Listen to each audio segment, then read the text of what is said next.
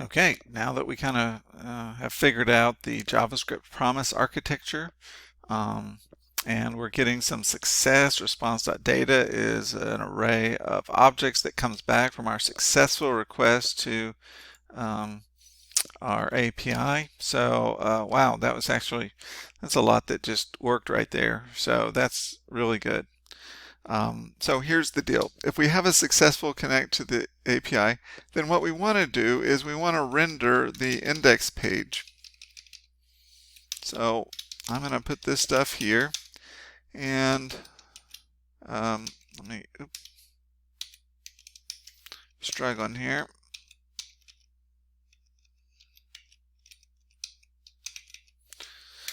So if I have success, I'm going to render the index page. I'm sending it the title, which is the SayIt app. The other thing is I think I'm ready to send the actual messages that came in. I would call the messages variable messages because that seems like it makes sense. And the messages are in this response.data. That is an array of objects that comes in. So now I'm passing titles and messages both to my view. So I'm going to come here to view index.ejs, and let's look at what's been said. So for each message that comes in, I have this section, and I need to put that into a loop. So I'm going to say, all right, for let message of messages. Use my for of loop. So that's going to start my loop. And in my loop, I want to do all this stuff that I've got here.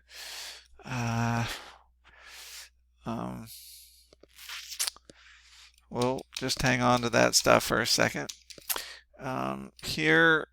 Okay, so the timestamp, and if I scroll up, let's see, timestamp is in TS, so it's going to be called message.timestamp.ts. And the topic is message.topic. Again, where am I getting those names? These are the names that came back from the query that I issued to my API. All right. Who? Oh, I need to put the word says back in there. Message dot screen name says,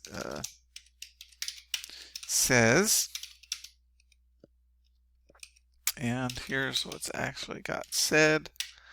Message dot message.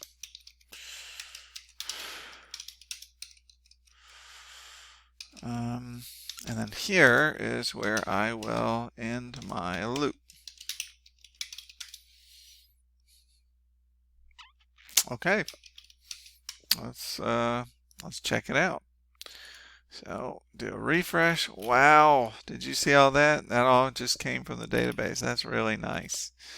Okay, yeah, we've done good so far because we are now connecting to our API, and we're getting a result back, and we're showing it on the screen. So that's really good progress.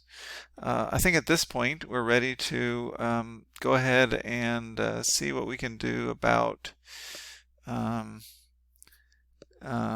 getting topic list, because as I look here, I'm remembering that this topic list is supposed to come to the database. We have it hard coded, so we need to hit the API for that. I'm kind of semi-realizing that I don't know that we wrote code in our API to get that. In fact, well, I think I did and you didn't. That's what I think happened. I don't think that was part of the assignment. Well, let me just show you real quick some code to do that. Let's see. to see this, I'm going to have to go on to, well, I've got the code on Josephus. I'll pull it up here and we'll just take a look at it real quick. So I think it's homework 11. Let me just see if this is Routes API. Okay, we've got it. All right, so here's some changes you're going to need to make. Let me make sure I've got it on here. Put book, delete book.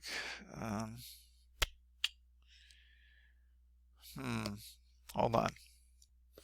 Well, okay, I guess I dreamed about making that API because I can't seem to find the changes needed, so I guess we'll make them together instead of me showing you what you need to do.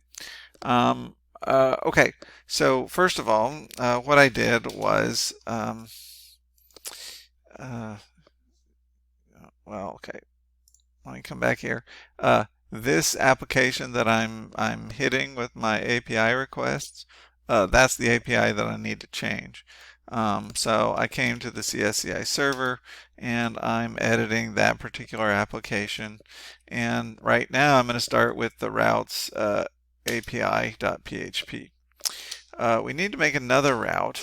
And I'm just copying this one. This one's going to be for we'll call it topics. So if you come to the API/topics, we're going to do SayIt controller get topics. This one does not need to be routed through our auth middleware because any old person, we're going to allow to load the topic list. They won't be able to save a message unless they're logged in, but it's fine to load the topics, and that's all fine and dandy. So that'll give us our topics. And now we have to write a controller function. So let's go to controllers, our SayIt controller, and we'll just copy this one. Get messages to get topics. There's a view that's created, and again, if you look in the database, I think it's called get topic list. So we're going to select star from get topic list, return db select. I think that ought to do it.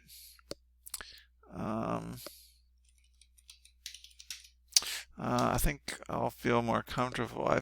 I just test this real quick. So let's see. So it's SayIt API backend public API topics.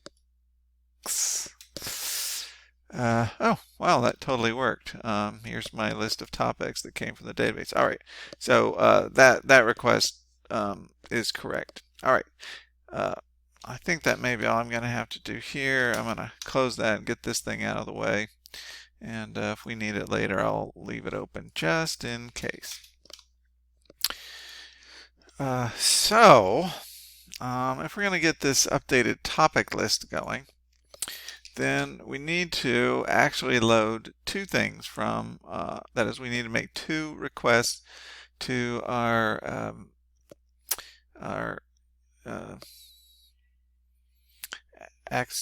API. So I guess this is going to be a place where we need to chain together a couple of requests using our chaining protocol. So first we're going to request messages, and I'm realizing I think I'm going to actually have to declare a variable messages. If I'm successful in this request, then I'm going to set messages equal to response.data. And all right, I'm going to copy this, our handling of this. So I'm going to have two thens. Okay, so on this one, I'm going to set messages equal to response.data, and then I'm going to make another Axios request. So it's going to be Axios.get.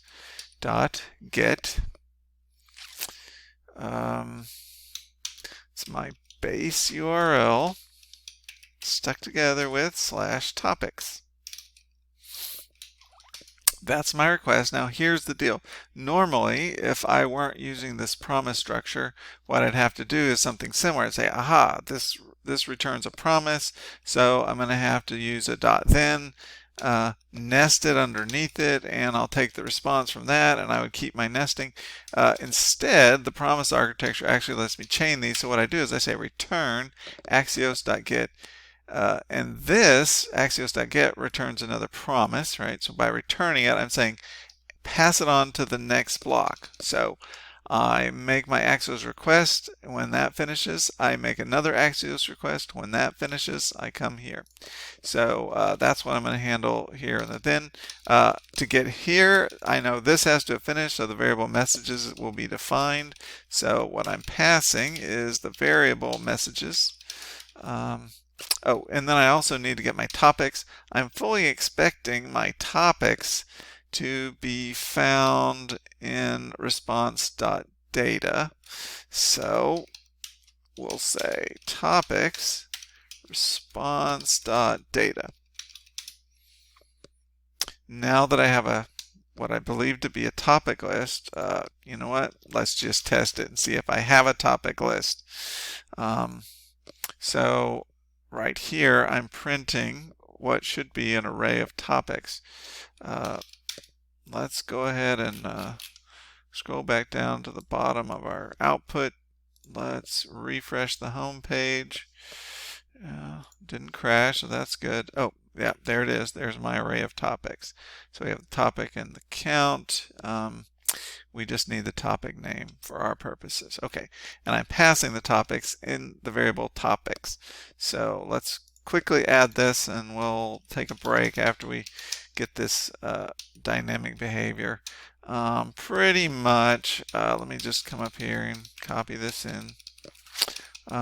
These options are going to be in a loop. So let topic of topics, and inside of here, we will end our loop there. Inside of here, it's the variable topic, which is one of these, and we need the attribute topic. That's not confusing at all. So let's just go ahead and, but then I've got to make sure that gets output. So I'm going to use my angle bracket %equals, and that should do it for me. Need a space there. Okay. Maybe that'll work. Let's refresh the page. Oh, it did change that. Yeah, now this is a full list, and this is coming from the database. So that's really good. All right. Good job on the second step there. Let's take another break and keep moving forward.